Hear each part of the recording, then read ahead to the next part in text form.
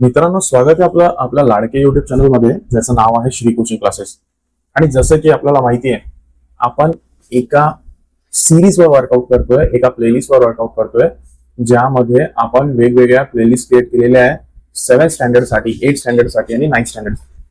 तर या 7 स्टँडर्ड साठीच्या 7वी वर्गासाठीच्या मराठी मीडियम विद्यार्थ्यांसाठी, मराठी माध्यम प्रथम भाषा ज्यांची मराठी असेल त्यांच्यासाठीची ही प्रश्नपत्रिका तुमच्या समोर आहे.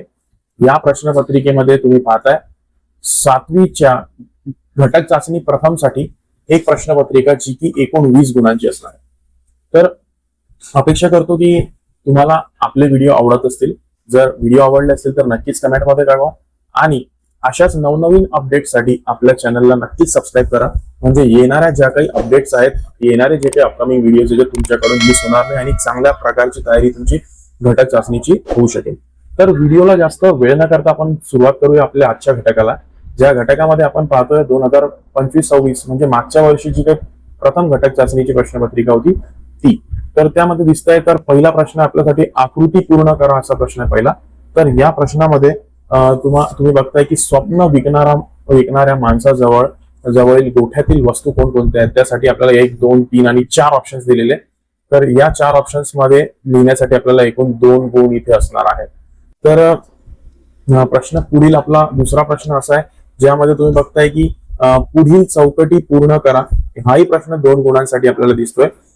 देवदर्शनाला निघालेली आणि इथे डॅश डॅश प्रश्नाचं उत्तर तुम्हाला लिहायचं आहे. गाणी गात फिरणारा, इथे तुम्हाला उत्तर त्याचं लिहायचं. तर हे प्रत्येकी 1-1 गुणांसाठी दोन्ही उत्तर इथं आहेत. त्यानंतर प्रश्न दुसरा, ज्यामध्ये 2-2 उदाहरणे लिहा असा प्रश्न आहे 2 गुणांसाठी.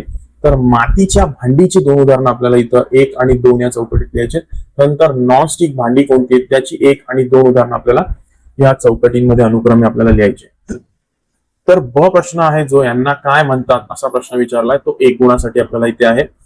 दुधाचे भांडे याला काय म्हणतात, इथे प्रश्न लिहायचा आहे, उत्तर लिहायचं आहे. त्यानंतर ताकासाठी भांडे, ओके, ताकासाठी जे भांडे असते त्याला काय म्हणलेलं आहे त्याचं उत्तर इथं तुम्हाला नोंदवायचं आहे. तर हा जो प्रश्न आहे, प्रश्न तिसरा अ, ज्यामध्ये योग्य जोड्या जुळवा असा प्रश्न आहे, तो 2 गुणांसाठी आहे. इथं जोड्या तुम्हाला दिलेल्या आहेत काय, तर तांबट फुटलं, चूल शिलगावली, गाडी रुळावर आली आणि अंधारातून उजेडाकडे. याची उत्तरं तुम्हाला ब मध्ये आपल्याला नोंदवायची. ब मधून जी योग्य उत्तर आहे त्याची, अज्ञानातून ज्ञानाकडे, पुन्हा सुरळीत झाले, पहाट झाली आणि चूल पेटली.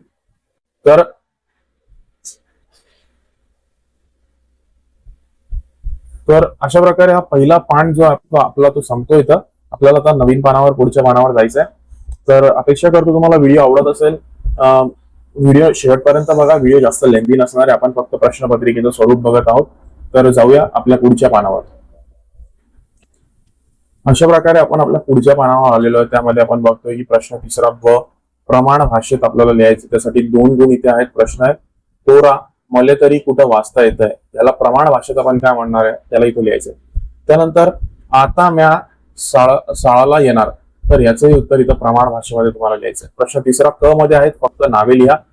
ज्यामध्ये तुम्ही बघताय की वसंता पुढे शिकू नये असे याला वाटले, तर याचं उत्तर लिहायचंय कोणाला वाटले. त्यानंतर वसंताला शिक्षणाची प्रेरणा देणारी कोण, तर इथं त्यांचं उत्तर लिहिलं आहे, शिक्षणाची प्रेरणा कोणी दिली वसंताला. प्रश्न चौथा, थोडक्यात उत्तरे लिहा. फक्त 2 गुण 4 आहेत येथे. थोडक्यात उत्तरे म्हणजे नेमकं काय, तर थोडक्यात उत्तरे म्हणजे माझ्या मते की 3-4 वाक्यात उत्तर त्याचं असलं पाहिजे. थोडक्यात म्हणजे शब्दशः अर्थ येऊ नका, 3 ते 4 वाक्यात त्याचं उत्तर असलं पाहिजे. तर हा प्रश्न असा आहे की मातीच्या भांड्यांचा जास्तीत जास्त वापर का करावा. त्यानंतर मीराने वसंताला तमसोमा ज्योतिर्गमय याचा सांगितलेला अर्थ आपल्याला लिहायचा. त्यानंतर गावात येणाऱ्या माणसाला गावकरी स्वप्नविक्या का म्हणत. ओके. त्यानंतर पुढे प्रश्न पाचवा, पुढील वाक्प्रचारांचा अर्थ सांगा. त्यासाठी 1 गुण आहे, फक्त एकच वाक्प्रचार आहे. सल्ला देणे याचा अर्थ तुम्हाला सांगायचा 1 गुणासाठी.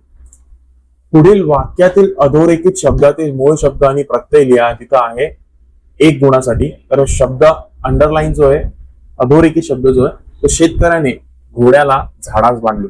तर यामध्ये मूळ शब्द कोणता आणि त्याला लागलेला प्रत्यय कोणता ते लिहिण्यासाठी एकूण आपल्याला 1 गुण इथं मिळणार.